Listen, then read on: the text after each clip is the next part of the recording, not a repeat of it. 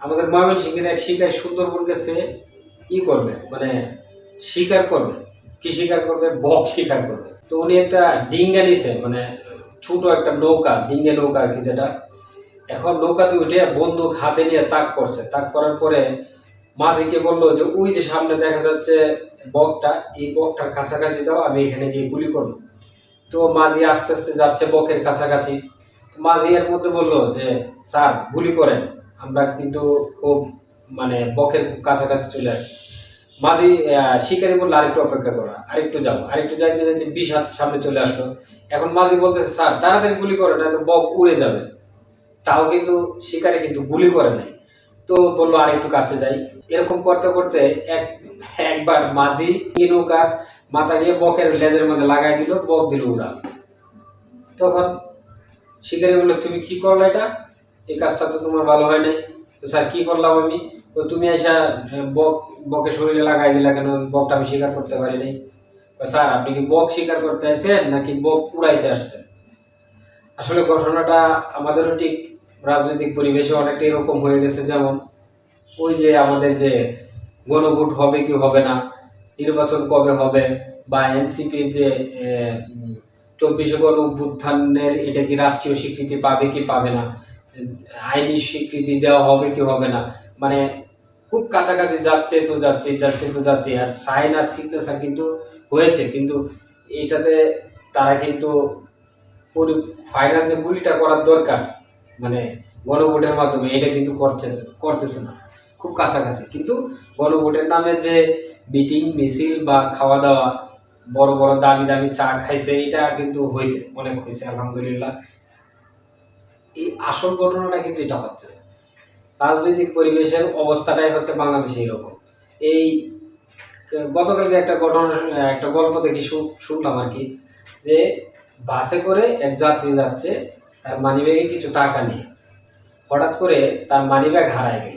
এখন কন্ট্রাক্টর এসে বলতেছে ভাই ভাড়া দেন। এখন বাসের যাত্রী বলতেছে ভাই সর্বনাশ হয়ে গেছে, কান্নাকাটি শুরু করছে, আমার মানিব্যাগ সহ টাকা চলে গেছে। কন্ট্রাক্টর বললো না এগুলো তো মানবো না ভাই, এরকম কত ধরনের বার্তাবাজি, কত বাটপারি আমরা দেখছি। এই ধরনের বার্তাবাজি বাটপারি দেখতে দেখতে আমরা গাড়ি চালাইতেছি, আপনি টাকা দেন নাইলে নামে দেন। পাশে থেকে আরেকজন লোক বলতেছে ভাই এটা কি ধরনের নিষ্ঠুরতা, এটা টাকাও হারাই হচ্ছে, আবার রাস্তা তো নামাই দিচ্ছেন, এটা কোনো কাজ হইলো? এটা আপনি করতে পারেন না, নেন আমি 50 টাকা দিচ্ছি, তবু লোকটাকে নামায় না। আসলে কিন্তু যে সিম্পিতিটা দেখাইছে, দেখানোর কারণে বাসের সবাই বললো বাহ সাবাস সাবাস, আপনি খুব মহৎ একটা কাজ করছেন। কিন্তু মূল ঘটনাটা হচ্ছে, এই ঘটনাটা ঘটাইছেই কিন্তু এই লোকে, যে লোকে 50 টাকা দিছে। রাজনীতিবিদ বাংলাদেশের মানুষের এরকম একটা ব্যাপার, মানে আমাদেরকে নিয়ে খেলা করতেছে, আমাদেরকে বুঝ দেওয়ার জন্য, সান্ত্বনা দেওয়ার জন্য দু একটা কথা বলে আমাদেরকে উল্টাপাল্টা সান্ত্বনা দিয়ে নিশ্চুপ এবং চুপ করায় রাখার চেষ্টা করতেছে। কাজের কাজ যা হচ্ছে, টাকা আসতেছে, টাকা যাচ্ছে, দেশের ক্ষতি হচ্ছে, দেশের মানুষের ক্ষতি হচ্ছে, দেশের মানুষের সম্পদের অপচয় হচ্ছে, কিন্তু কাজের কাজ কিন্তু কিছুই হচ্ছে না। আমরা শুধু দুটানার মধ্যে পড়ে আছি। কখনো কখনো আমাদেরকে নামায় দিতে চায় সাধারণ মানুষ হিসেবে, আবার কখনো কখনো আরেক নেতা এসে বলতেছে না আপনারা থাকবেন আমাদের সাথে, আমরা আপনাদের জন্য, আমরা আপনাদের স্বার্থের জন্য, আমরা জনগণের সেবার জন্য আমাদের জীবনকে উৎসর্গ করে দিতে চাই। আরেক দল বলতেছে যে ভাই দরকার নাই, আপনাদের মতো এরকম লোকের দরকার নাই, আপনি সরেন, আপনাকে আমি চিনি না।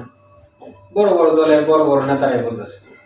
তারপরে দেখবেন আমরা জনগণ আপনাদের পিছে আসি, কারণ কি আমরা বাসে উঠে গেছি, মানে এই দেশে জন্মগ্রহণ করে গেছি এখন, বা এই দেশে যতদিন বাচ্চা থাকবো, এই দেশে যতদিন নিঃশ্বাস নিব, কবরে যাওয়ার আগ পর্যন্ত আপনারা চাইলে নামায় দিতে পারেন, আপনারা চাইলে বাসে রাখতেও পারেন দেশে। হয়তো কেউ এসে ধমক দিবে, কেউ এসে টাকা দিয়ে সহানুভূতি দেখাবে, আর কেউ আবার পকেট মেরে নিয়ে যাবে। সবগুলা কিন্তু আমরা জনগণ হিসেবে সেই বাসের যাত্রীর মতো সহ্য করতে হবে। আর কিছু কিছু যাত্রী আছে, আর কিছু কিছু জনগণ আছে, সেই বাসের জনগণের মতো হাততালি দিবে, বাহ অমুকে তো কাজটা খুব ভালো করছে। আসলে কিন্তু কিছুই না। আমার টাকায় একজনে নিল, আরেকজন এসে সান্ত্বনা দিল, আরেকজন এসে আশ্বাস দিল, কাজের কাজ কিছুই না। দেশের মতো আছে, আমরা জনগণ যেভাবে আছি এইভাবে বইরে থাকবো। দিনের পর দিন যাবে, মাসের পর মাস, বছরের পর বছর, আমাদের আর ভাগ্যের যে মানে দরজা এটা আর খুলবে না। তবে আমরা সোচ্চার, এখন থেকে যদি সোচ্চার না হওয়া যায়, সেই বাসযাত্রীর মতো যদি আমরা যদি নিজেরাই যদি বোকা বলে যাই সবসময়, তাহলে এটা আমাদের একান্ত নিজস্ব ব্যর্থতা, নিজস্ব দেমাগ চিন্তার ব্যর্থতা। আমরা এখন যে গণতান্ত্রিক দেশে, যে গণতান্ত্রিক সংকটে একটা সমস্যায় ভুগতেছি, এটা থেকে উত্তরণের একমাত্র রাস্তা হচ্ছে নিজেদের বোধ বিবেচনা এবং বুদ্ধি খাটিয়ে পরবর্তী প্রজন্ম, অবশ্যই আমাদের নিজেদের নেতা বা আমাদের নেতৃত্বস্থানীয় ব্যক্তিদেরকে, আমাদের পার্লামেন্টিয়ানদেরকে নির্বাচন করতে হবে নিজের যোগ্যতা, নিজের চিন্তা শক্তির যোগ্যতা বলে। উঠে পাকে এদিক সেদিক চলার কোনো মানে নাই। দেখবো কে আমার জন্য ভালো করবে, কে আমার জন্য ভালো করার সম্ভাবনা আছে, সেই দিক বিবেচনা করে আমার পরবর্তী পদক্ষেপ বা পরবর্তী স্টেপ নেওয়া উচিত। ধন্যবাদ সবাইকে। আসসালামু আলাইকুম।